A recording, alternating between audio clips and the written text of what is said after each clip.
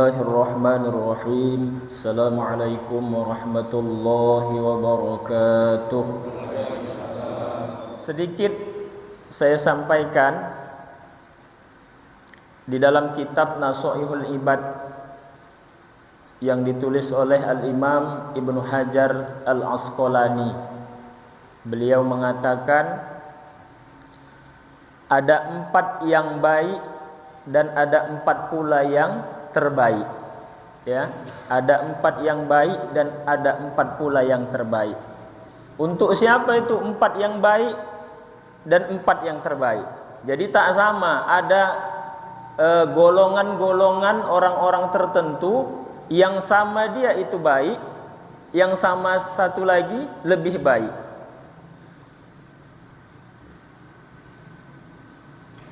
An ba'dil hukama, sebagian ahli hikmah rahimahullahu ta'ala, arba'atun hasanatun walakinna arba'atun minha ahsan. Ada 4 di antaranya yang lebih baik, akan tetapi ada 4 pula daripadanya yang lebih baik. Apa itu baik? Wa huwa ma yata'allaqu bihil madhu fil ajil wa thawabi fil ajil. Yang disebut baik itu ialah sesuatu yang berkaitan dengan pujian di dunia dan pahala di akhirat. Nah, itu definisi baik. Jadi baik itu adalah mendapat pujian di dunia, mendapat pahala di akhirat. Yang pertama adalah al-haya'u, malu. Jadi malu ini bagi kita orang yang biasa-biasa saja itu baik. Bagi kita kaum lelaki itu adalah sifat yang baik. Minar rijali hasanun walakinnahu minal mar'ati ahsan. Malu itu untuk laki-laki baik, akan tetapi daripada perempuan itu lebih baik. Nah, sifat malu itu kalau untuk laki-laki baik, tapi kalau untuk perempuan itu lebih baik. Apa itu malu? Malu yaitu inkibadun nafsi min syai'in hadron 'anil laumi fihi. Kalau diterjemahkan malu itu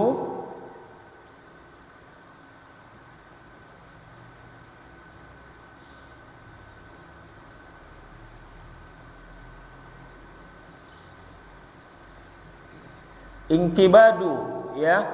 Inkibadu mengerut hati itu dari sesuatu yang dicela. Hati itu merasa mengerut dari sesuatu celaan orang padanya. Jadi kalau dia melakukan sesuatu, terasa hati itu mengerut karena takut dicela orang, nah itu malu lah itu. Nah, itu definisi malu. Kalau kita lihat di dalam kitab-kitab juga disebutkan malu itu terbagi kepada 2 bahagian. Ada al-haya'u nafsiyun, ada al-haya'u imaniyun. Haya'un nafsi itu adalah malu karakter manusia, sudah bawaan manusia. Apa contohnya? Terbuka aurat. Maka ini malu bawaan dari sifat manusia. Ada haya'un imaniyun, malu dengan keimanan. Merasa malu kalau sholat tertinggal, merasa malu kepada Allah kalau berbuat dosa. Ini namanya haya'un imaniyun, ya. Jadi malu itu untuk laki-laki baik, untuk perempuan jauh lebih baik. Maka perempuan itu diutamakan untuk menanamkan sifat malu itu, karena auratnya lebih banyak daripada laki-laki yang harus ditutup. Itu yang pertama, bapak-bapak jamaah yang dimuliakan Allah Subhanahu wa ta'ala. Yang kedua ialah wal adlu min kulli ahadin hasanun walakinnahu minal umara ahsan. Adil itu Yang kedua adil, ya. Adil untuk seseorang itu baik, akan tetapi untuk para umara, pemimpin, jauh lebih baik. Maka adil itu kalau untuk kita yang tidak pemimpin, yang tidak sebagai pejabat, itu baik. Tapi kalau untuk gubernur, wali kota, presiden, nah itu lebih baik bagi mereka bersifat adil. Ya, jadi ada perbedaan antara kita dan para pemimpin itu. Apa itu adil? Adil ialah at-tawassut bainal ifrad wat tafrid. Adil itu tengah-tengah di antara berlebihan dan berkurangan. Itu definisi adil. Atau ada juga ulama mengatakan adil itu wad'u syai' fi maudhi'i, meletakkan sesuatu pada tempatnya. Jadi adil itu bapak-bapak sekalian bukan sama rata dan sama rasa. Kalau ada orang mengasihkan anaknya, ada seorang bapak mengasihkan anaknya ongkos atau uang jajan, yang SD dikasihnya 5.000, yang SMA 5.000, adil aku nih. Ini bukan adil namanya.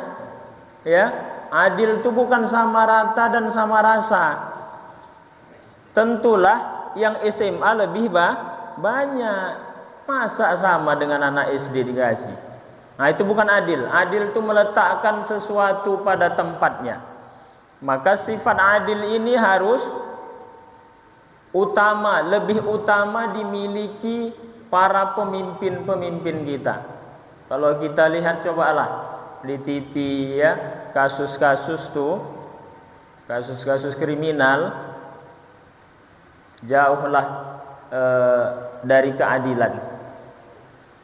Bapak-bapak jamaah sekalian, nanti ada yang koruptor, entah berapa tahun aja hukumannya, 2 tahun dah, tahu bebas dia. Ada yang nyuri sendal, nyuri handphone, 5 tahun, 6 tahun hukumannya. Itu adil? Nah, tidak ya. Kalau kita merujuk kepada Rasulullah, sahabat-sahabat Rasulullah, betapa adilnya mereka. Rasulullah, anakku Fatimah kalau kedapatan mencuri, kalau terbukti mencuri, kupotong tangannya langsung, kata Rasulullah. Anaknya sendiri. Ya, pernah juga Khalifah Umar bin Khattab ketika beliau menjadi seorang khalifah, sekali waktu baju Ali bin Abi Thalib, baju perangnya yang terbuat dari besi, dicuri oleh salah satu orang Yahudi. Jadi melaporlah Ali bin Abi Thalib kepada Khalifah Umar bin Khattab. Padahal orang ini CS kan? CS tuh Khalifah Ali dengan Khalifah Umar. Dilaporkanlah orang Yahudi tadi.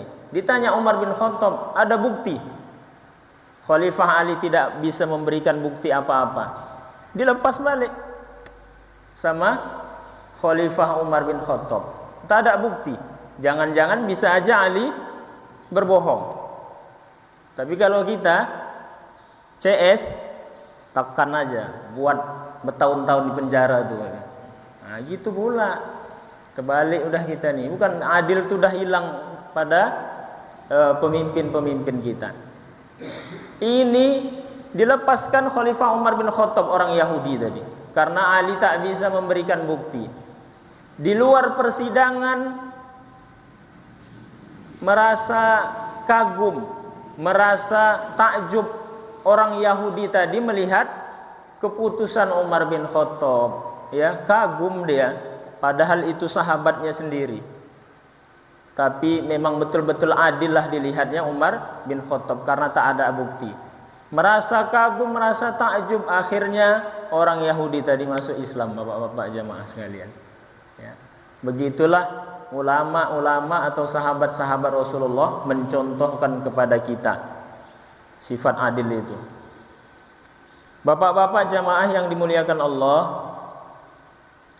Jadi adil itu untuk setiap orang baik, untuk para pemimpin, para umara itu lebih baik. Dan adil ini juga pemimpin yang adil, ya. Di dalam hadis Rasulullah katakan doanya tidak tertolak. Salasatun la turaddu da'watuhum. Ada 3 golongan yang tidak tertolak doa-doa mereka. Di antaranya adalah al-imamu adilun, pemimpin yang adil. Begitu juga dalam hadis lain bahwa pemimpin yang adil itu di hari kiamat akan dinaungi oleh Allah Subhanahu wa taala dengan satu naungan. Ya. Tapi beratlah untuk berlaku adil, ya. Sedangkan awak aja tak pemimpin, kepala rumah tangga aja berat untuk adil, apalagi menjadi seorang pemimpin. Banyak pula yang diaturnya. Berat, ya. Tapi berusahalah kita untuk berlaku adil. Bapak-bapak jamaah yang dimuliakan Allah Subhanahu wa taala. Yang ketiga, wat-taubatu minasyaikhi hasanatun walakinnaha minasyabbi ahsan. Yang ketiga itu taubat. Taubat untuk orang tua itu lebih baik. Taubat untuk orang tua itu baik. Akan tetapi taubatnya seorang pemuda itu jauh lebih baik. Jadi kalau untuk orang tua ini memang banyak-banyak bertaubatlah, ya, karena usia sudah tua. Kalau hukum alamnya udah dekat nak masuk liang kubur 60, apalagi udah 60-an. Nah, banyak-banyaklah bertaubat kepada Allah. Itulah baik, sifat yang baik. Tapi kalaulah ada pemuda yang masih muda, umur-umur 30, 25, biasanya disebut syekh tuh, itu 40 ke atas sudah syekh tuh, orang tua.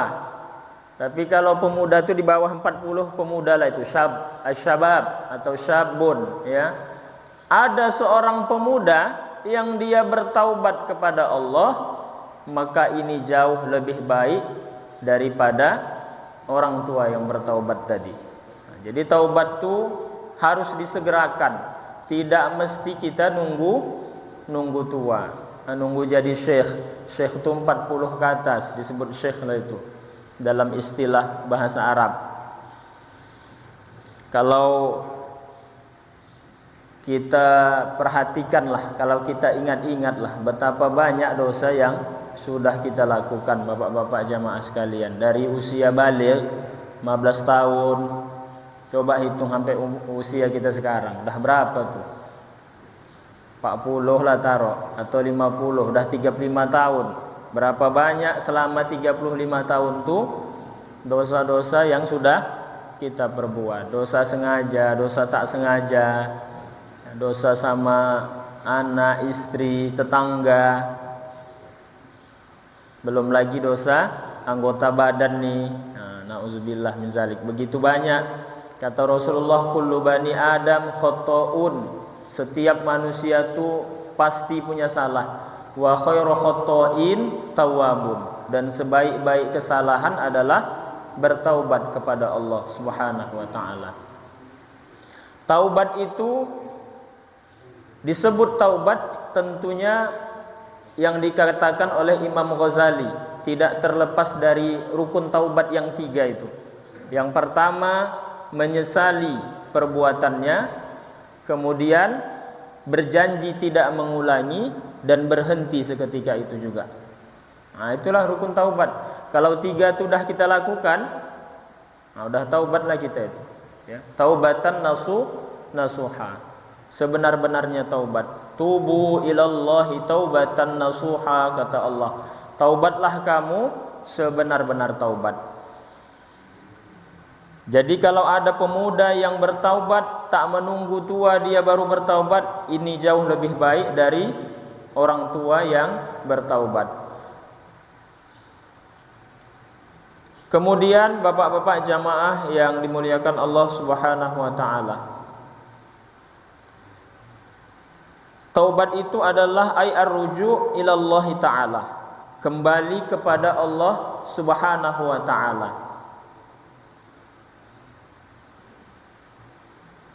Yang keempat, wal judu minal aghniya hasanun walakinnahu minal fuqara ahsan. Jud ini dermawan. Dermawan untuk orang kaya itu baik, tapi untuk orang fakir jauh lebih baik. Kalau orang kaya dia dermawan, sudah maklumlah kita, banyak hartanya, banyak duitnya. Tapi kalau orang fakir dia dermawan, ini luar biasa.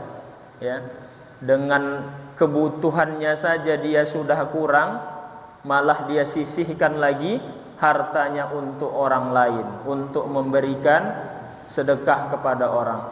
Maka ini jauh lebih baik daripada orang kaya yang memberikan hartanya, ya, orang kaya yang dermawan akan hartanya.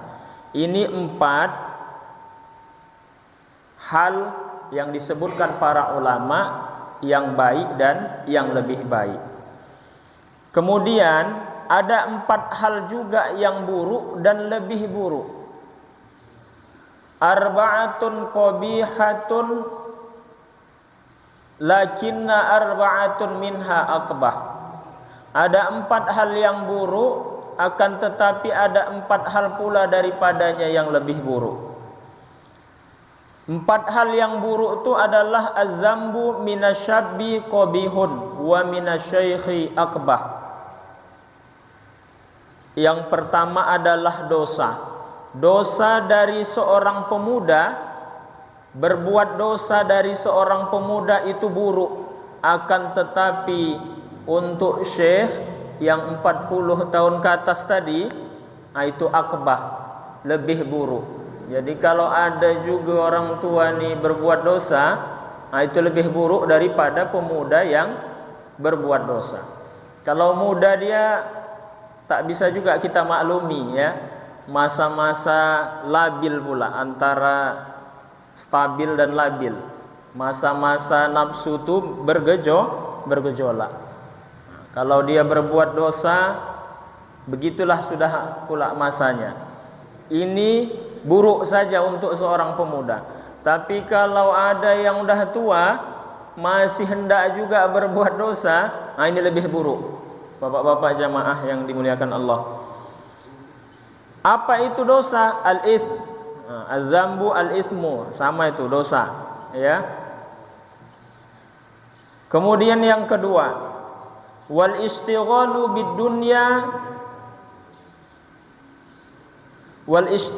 bid-dunya min jami'in nasi qabihun wa minal ulama wa talabah akbah. Disibukkannya di dunia dari semua manusia itu buruk. Jadi kalau ada manusia ini disibukkan dengan dunia, itu buruk. Akan tetapi daripada ulama dan penuntut ilmu, itu jauh lebih buruk. Seorang ulama, seorang penuntut ilmu, pecinta ilmu, kalau dia disibukkan dengan dunia, ini lebih buruk daripada kita manusia yang awam nih, ya. Yang ketiga, wattakasulu fit ta'ah min jami'in nas qabih. Wattakasul fit ta'ah min jami'in nas qabih wa minal ulama akbah. Bermalas-malas dalam taat di antara manusia itu buruk, dan para ulama lebih buruk. Jadi kalau ada seorang alim, seorang ulama yang berilmu, dalam ketaatan dia bermalas-malas, ini lebih buruk daripada manusia yang ta'alim. Apa namanya itu? Kalau ta'alim, jahil lah, ya. Awam atau awam, tak berilmu. Ini jauh lebih buruk seorang ulama yang bermalas-malas dalam beribadah kepada Allah Subhanahu wa taala. Yang terakhir, Yang keempat adalah wattakabburu minal aghniya qabihun wa minal fuqara akbah.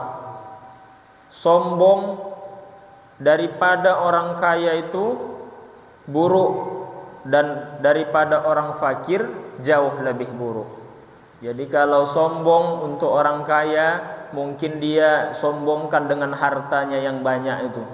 Tapi kalau udah fakir, yang tak ada hartanya, sombong pula dia lagi. Mentiku nih namanya. Ada yang model begini, Pak?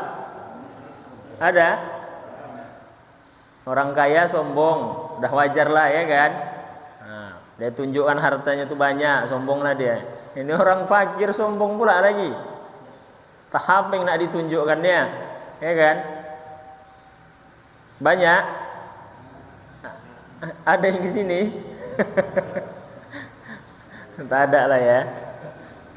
Nauzubillah min zalik lah. Semoga Allah menjauhkan kita dari keempat hal ini, ya, keempat hal yang buruk dan keempat hal yang lebih buruk. Begitu juga dengan empat hal yang baik dan empat hal yang lebih baik. Allah tanamkan di hati kita agar kita termasuk ke dalam golongan orang-orang yang lebih baik di sisi Allah Subhanahu wa taala.